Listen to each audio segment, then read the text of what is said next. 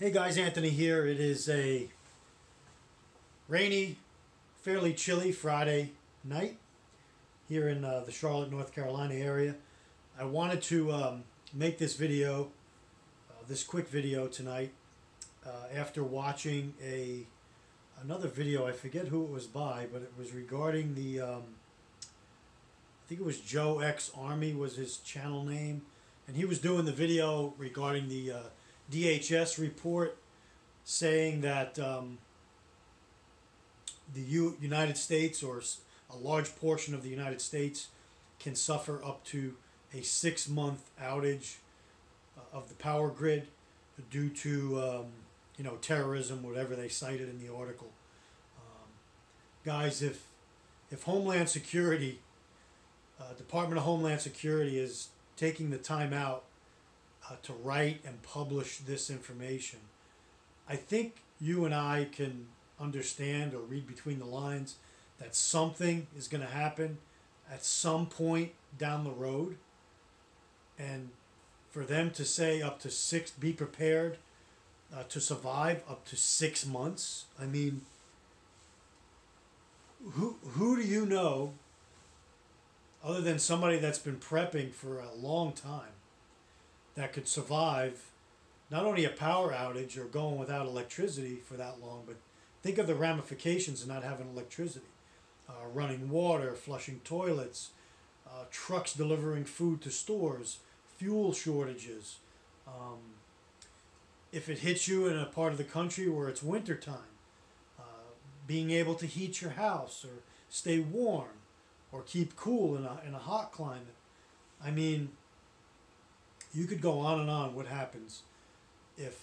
would happen if we lost the grid for as long as they're saying? Even if it was for a month or several weeks, most people would be in a lot of trouble. So I'm not going to get into in this short video clip of what I think they're really saying, what I think the article really says, if you really read between the lines. Of course, they're going to say a terrorist entity wants to target the United States and wants to do this to us. Again, that could be the narrative that they're using for whatever reason, but something will trigger it, they're saying. If that something triggers it and it lasts from 2 to 6 months, are you ready? Is your family ready? Are your loved ones ready? Are your neighbors ready? Where do you go? What do you do? Because I could tell you this, most of your neighbors that you live around, if you are a prepper, are not going to be the friendly neighbors that you know now if something like this happens. So you have to think about that as well. What do you do? Where do you go? How do you get all your gear if you have to leave to survive for 6 months from point A to point B without losing any, without being robbed on the way or taken over by gangs on the way? Because if what they're talking about happens, it's going to happen by surprise. You're going to be at work. You're going to be out to dinner on a weekend. Boom, the lights are going to go out. Things are going to happen right then and there, and there's no turning back. Do you have the food reserves? Do you have the water reserves to drink, to bathe, to clean wounds, to wash? Do you have the ability to get water, purify it safely? Will you have the ability to even venture out your door to try and get supplies like water from a lake or a stream if you needed it? Do you have 50 or 100 gallons stored up? Because when the disaster happens, when the lights go out, when the power grid goes down, will the taps be working long enough for you to start filling up barrels or whatever containers you have? Will you even be home? You might have to get home, and that might take a day or two or longer. Does someone at your house know if that happens to start filling up or doing X, Y, and Z to prepare for this outage?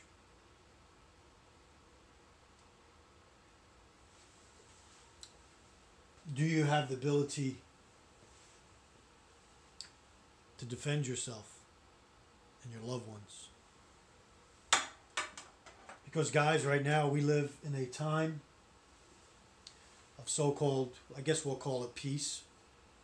We live in a time of peace right now, and there's anarchy occurring in a time of peace. Think of that.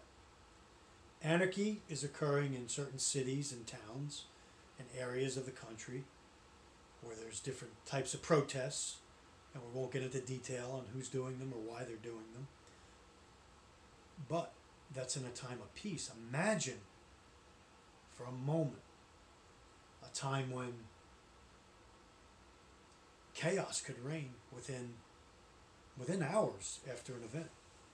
Or let's just call it within 24 to 48 hours after the lights go out, is that window of opportunity that you'll have maybe to get from point A to point B or even back home. Hunker down, stay put, stay inside, go through your supplies, lay out your gear, look and see, do I have solar? Do I have where's my batteries? Where's my lighting?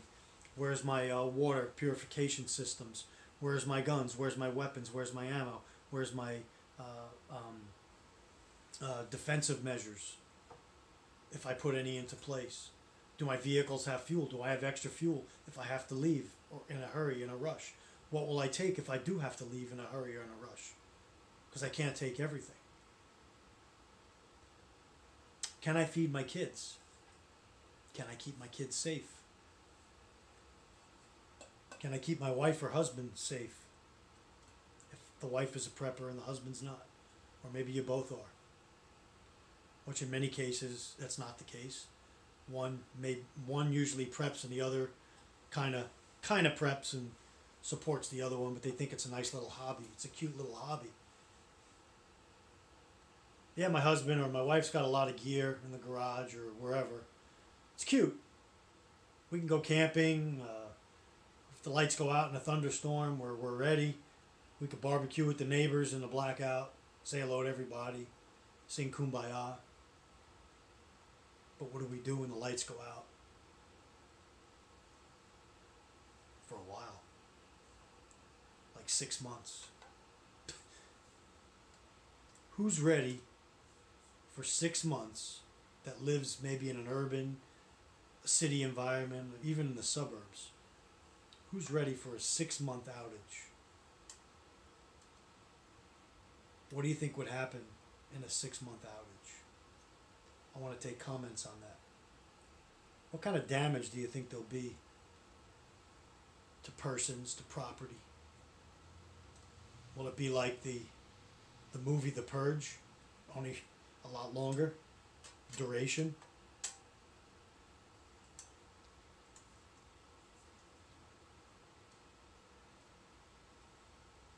What happens to the elderly, the sick, people waiting for operations, people on oxygen, people that need medical care on a daily basis to be watched over?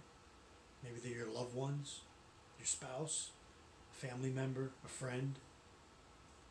Think about it.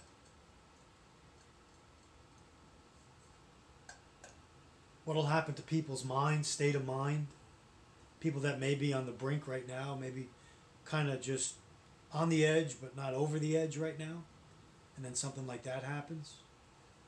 How friendly or cooperative do you think they'll be? Oh yeah, you waved to them when you went to work in the morning. You might have talked to them about the ball game, who's pitching the opener, who scored the winning touchdown. You know, small talk, neighborly talk. But in that type of grid down that they're talking about in the article, that I briefly just heard about today, we're talking some serious ramifications to even the most seasoned prepper, I think. Something to think about, that they've even put that out. Are they telling us something? Is there something brewing?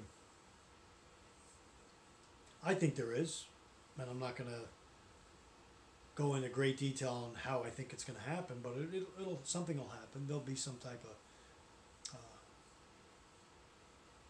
grid down scenario or collapse or cyber attack or something, some type of, could be any number of things altogether also happen at once.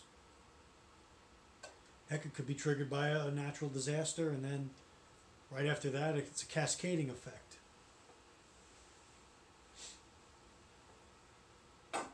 I could tell you this. If you're watching prepping videos to keep entertained, or maybe you're just watching YouTube to be, again, to be entertained or to learn some stuff, but you're not doing what you need to do, I feel sorry for you. I really do. So that's my little spiel tonight in this video. I just wanted to get that out there and get some dialogue going and see what other people know, what other people think, reasons why they would put that out, reasons when and if you think that would happen. Would it be before the next election, maybe in 2019 sometime? Would it be after the next election? Could it be sooner? Could it be shortly into the new year, this year? Don't know, but I know there's a lot of crazy people and psychotic minds in our country right now that do not honor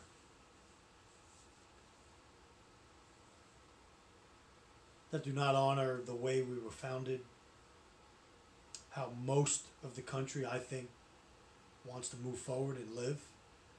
There's many that want to upset that or change that paradigm to something else.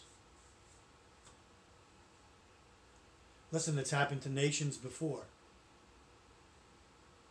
You look at ancient Israel in the Bible, they did certain things that left God, Yahweh, out of the picture. And look what happened to them. Read the Bible. It's a history book as well. Read it. Yahweh said to them, "You're just like the nations that I uprooted to give you this promised land. You became just like them. You are stooped down to their level. You're doing the abominations that they're doing. That's why I gave you my Torah. That's why I gave you my loving instruction. Not so much my law, like a lot of people call it, my loving instruction. And you leave me. You don't cleave to me. You do your own thing. You bring in satanic abominations that the other nations and countries and peoples were doing, which is the reason why I uprooted them.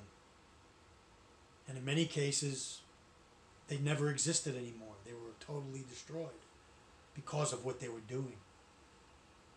Is that the way we're headed in this country? Are we stooping to levels that snubs our noses at Yahweh, our Creator, and stoop down to the level of Planned Parenthood, of socialism, of progressivism? Is that the road we want to go down? Do we want to snub our noses at Yahweh? Do we want to say we're one thing, but we are really another thing in action? Oh, people could talk, you could talk all you want. Oh, I'm good, I'm this, I'm that. But this is what happened in history, and people fail to look back in biblical history and see what happened to God's chosen people. They were taken captive, slaughtered, imprisoned, chained, enslaved. And yet we make the same mistakes today because we listen to demons. We listen to the doctrines of demons. That's all I have today, guys. More videos coming this weekend. God bless. Take care. Stay ready. Keep looking up. Anthony signing off.